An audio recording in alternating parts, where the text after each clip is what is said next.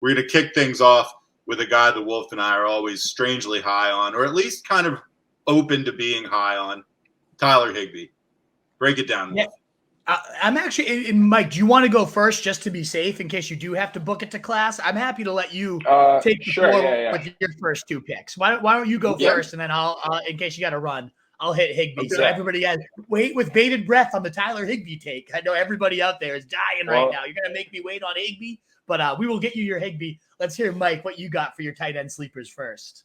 This is also nothing super exciting. Dalton Schultz is someone that I think you can target if you miss out on those elite handful of tight ends. Like, you might not like Pitts, but if it gets much past Pitts, there's not too many exciting options left. And I think Dalton Schultz is a good guy to target if you wait. He's going as the tight end 11, going in the middle of the 10th round right now.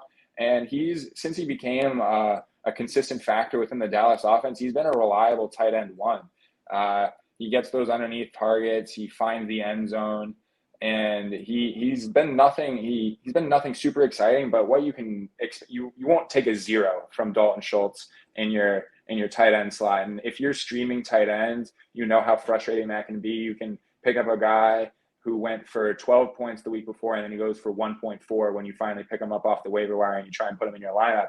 And you're not going to be seeing that with Dalton Schultz. I think especially, we've talked about those Texans wide receiver rooms, the Texas wide receiver room earlier, but I don't think either of us would really disagree. It's not a very strong wide receiver room at all.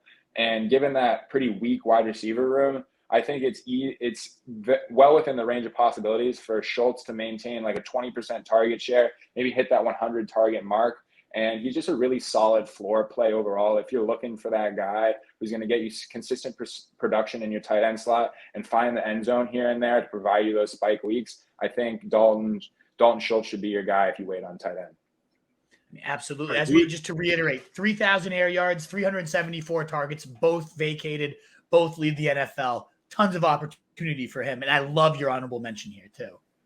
Yeah. Dalton Kincaid, I think he's someone who's drafted in a similar range, but instead of being more of the floor play like Schultz is, I think Dalton Kincaid is really more of the ceiling play.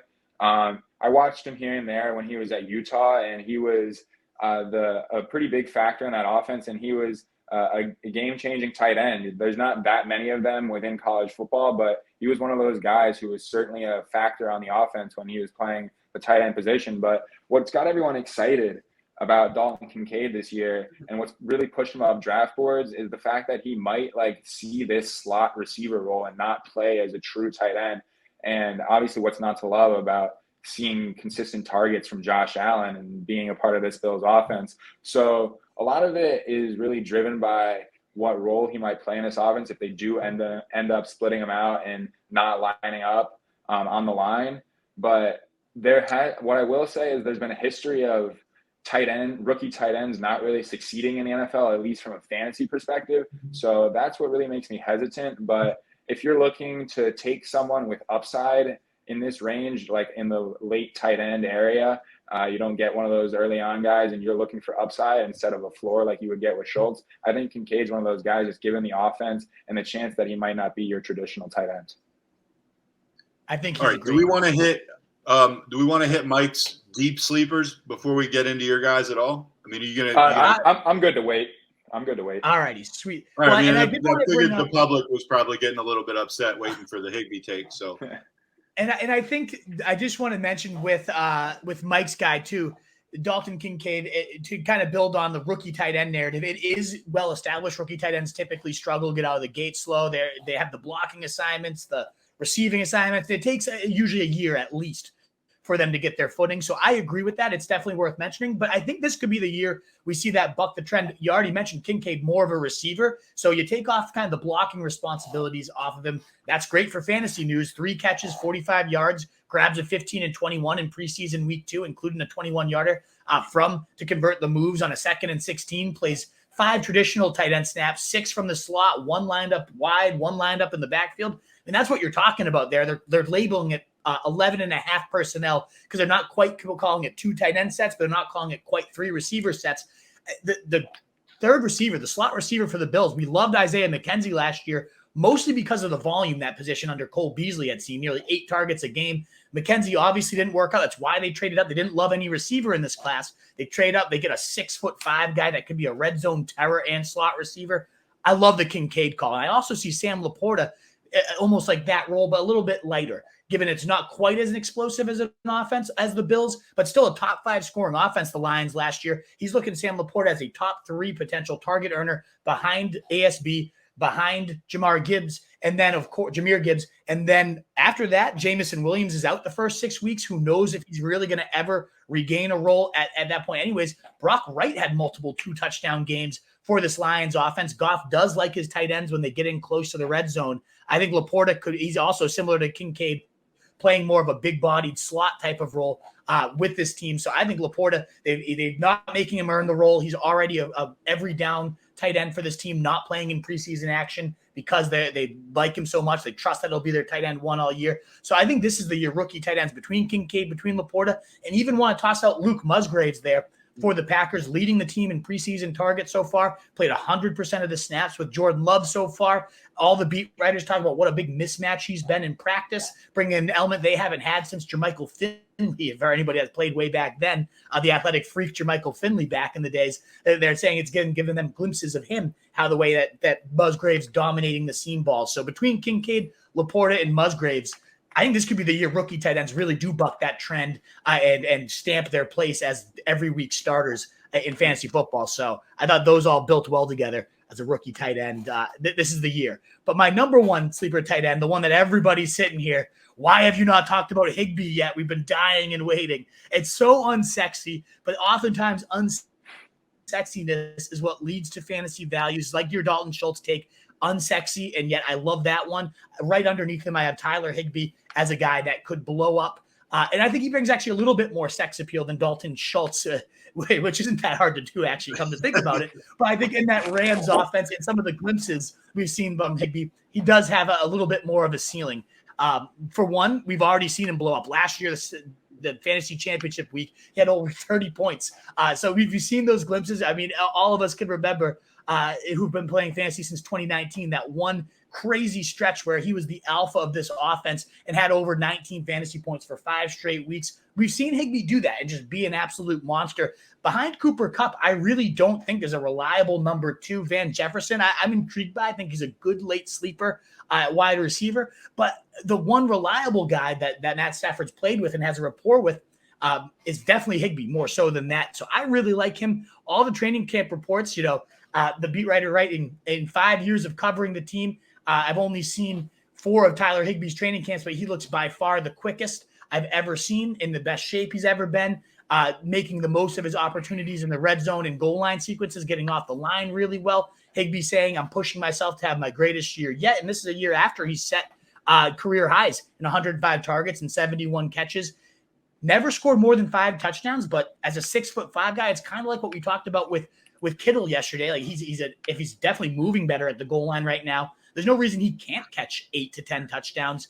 We've seen those stretch runs where he does look like he's about to go berserk for 8 to 10, and then he just kind of fades off into the distance. But with Stafford back, with Mike LaFleur also now calling the plays, who without Zach Wilson of the Jets led the NFL in pass attempts. I think more passing volume's happening. There's more volume up for grabs behind Cooper Kupp than ever before.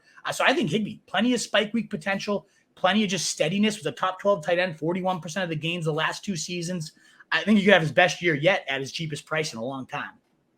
Can we maybe get in the merch store? Can we maybe get a shirt that says more sex appeal than Dalton Schultz? Yeah, that'd be a real big seller. Everybody wear that around. And then on the back it could just say it's a low bar. Yeah. Unfortunately, my kids are going crazy and I have to run a little bit early. So I'm going to leave you guys to finish up the tight end sleeper 2 parts, but it's been a real pleasure hanging out with you guys for an hour and a half this morning. That was a lot of fun. I learned a bunch. See you, Truth. Have a good one. Absolutely. Always a blast, Truth. Thanks for coming in this morning, and good luck with the chaos. We'll transition over there. I'll remove our legendary host, the Truth, here. And Mike, I know you probably have to get running, so I'll hit the mailbag on my own shortly, but I'd love to hear your last couple takes here on tight ends. You wrote down Irv Smith and Jake Ferguson, 2 names I'm very intrigued by So let's hear what you got on them. Irv Smith, mainly I'm interested in it. Once again, it may be a bit of a homer take, but I'm interested in him because of his move to Cincinnati. Joe Burrow is running what I like to call the tight end factory over there in Cincinnati. He's churned out 2 guys who were on 1-year prove-it deals and got him long-term contracts. Uzama signed with the Jets, and Hayden Hurst signed what I believe was a 3-year deal with the Panthers this offseason. He's turned tight ends who are kind of forgotten about and looked past into guys who provide meaningful production for both fantasy and for NFL teams. Last year, Hurst finished the season with 70 targets, 54 receptions, 439 yards, and 2 scores, which is nothing crazy, but he did have a handful of weeks where he contributed to fantasy rosters, and especially those weeks where he found the end zone. But I think Irv Smith is a step up from Hayden Hurst, and just in terms of his athletic profile and what his skill set might contribute, especially from a fantasy perspective. When he was in Minnesota, Irv Smith was used pretty heavily as a tight end target. Last year, before he got hurt, I believe he played just 8 games. And in those 8 games, he had 36 targets, but 7 of them were red zone targets. So they're looking to get him the ball near the goal line and near the end zone. And with an offense like Cincinnati's, red zone targets are incredibly valuable. I mean, they're scoring at one of the highest rates in the NFL. And if he can find the end zone 5 to 10 times, I don't know if double digits I don't think that's possible for him, but five-ish times, I think he can end up being a guy who has some pretty solid weeks for fantasy. And like I said, Hurst had 70 targets last year. Irv Smith has never had 70 targets or even 50 targets in a single season. So what he could do with his volume as the tight end 1 in Cincinnati, I think his cost is certainly in line with where the upside is for him in Cincinnati. Absolutely. Just needs to stay healthy, big athletic freak and an explosive offense. That's typically the profile of a breakout tight end. Jake Ferguson, not quite the athletic freak of him, but similarly an explosive athlete not explosive athlete, but similar explosive offense that he could potentially grow into. You like Jake Ferguson a bit, huh, for the Cowboys? Yeah. I think he's a better like best ball option where you're drafting a handful of tight ends as opposed to 1, maybe 2. But like if you go 2 late round tight ends, I don't think he's a bad look. Like I said earlier, Dalton Schultz maintained a role in this offense where he was fantasy relevant just about every single year, where he was the tight end 1. And I mean, even in the past, we've seen guys like Gavin Escobar and Jeff Swain, like they catch a couple of touchdowns throughout the year, and they end up having at least sort of like there's a lot of opportunities for tight ends in this offense is what I'm saying. And I think he's the most intriguing athlete and just all around tight end in terms of talent level in this tight end room right now. And given his basically 0 price, I think he's worth the stab that he beats out these other tight ends and is the clear tight end 1 in Dallas, because we've seen that role can provide some solid consistency. 100%. Yeah. Schultz isn't anything special, but he carved out a nice role. And we saw in the first preseason game, Ferguson, 3 catches, 38 yards, second on the team in receiving yards.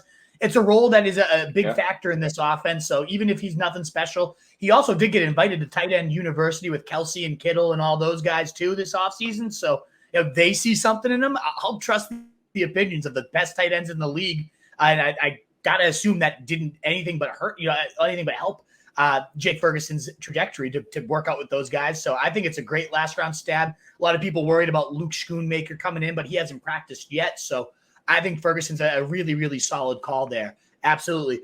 Well, Mike, I think I got to let you go at this point, right? I imagine you got to sprint off the class. So cheers. It was a blast of the show. Busts on Friday. Yep. You in for one more with us? Oh, yeah. I've got some names that I'm going to get real excited about. I can't wait. Bust is always one of that's the one that people will always come back to the most. When you say something like Jacobs, I said it was going to be a bust last year. Oh, boy, did I get raked over the coals. So you got to have your thick skin ready, but I know you're ready for it. So, hell yeah. Let's go, Mike. I'll have some names to throw out tomorrow or on Friday. I'll see you then. I can't wait. Have a good rest of the day, Mike. Thanks as always. Thank you. You too. Thanks. Cheers. All righty, guys. So I'll wrap up our stream here with my last couple tight end sleepers, and then we'll get to the mailbag. So any other questions you guys have, bring them on in. I'll make sure to answer that for you as well. But my last 2 tight end sleepers that I wanted to bring up to wrap up the stream. The first is Juwan Johnson. And I know this is a very crowded room. Taysom Hill, tight end 3 in fantasy scoring last year. It almost all came of 1 week, a 40-point week from him. So he makes sense in some best ball leagues, but the steadier guy was definitely Juwan Johnson. In particular, over his last 7 games of last season, nobody finished hotter than him. He had 7 touchdowns in his last 7 games. That was number 1 among tight ends. He had 5 of his 7 games as top 10 finishes. 71% of his time was top 10. 4 of those games were top 5, and 2 of those games were top 2. So it just goes to show you Juwan Johnson was hitting a really impressive ceiling to close last year. All of the preseason hype he's been one of the best, biggest targets for Derek Carr. Derek Carr himself telling his brother on NFL Live that Juwan Johnson for fantasy owners is the sleeper you guys want. They were connecting for long gains in that first preseason action every day in camp and joint practice against the Chargers. Boom, another Juwan Johnson touchdown. So a proven touchdown scorer. I love converted wide receivers that become those athletic, big body, move around tight ends. And a guy that's proven to be very capable of hitting number 1 ceilings as early as the 7 last weeks of last season. I think he carries that breakout appeal right to this year. And I think he's definitely a guy, if you miss out on early tight ends, can hold your position down for you. Especially you maybe balance it out with Tyler Conklin. No one gets excited about him, though. That big man bun. Love that when you see him streaking down the field. But playing with Aaron Rodgers has typically been a solid boom for tight ends if they fit his system well. Look no further than Robert Tonyan, 11 touchdowns just a couple seasons ago. And even last year, Tonyan was a top 20 tight end with Rodgers with only 2 touchdowns. Still had himself a solid year coming off of surgery and whatnot. Still had a decent year. And Conklin's going outside the top 25 tight ends. You can't think he'd match a top 20 season if a banged up Robert Tonyan can.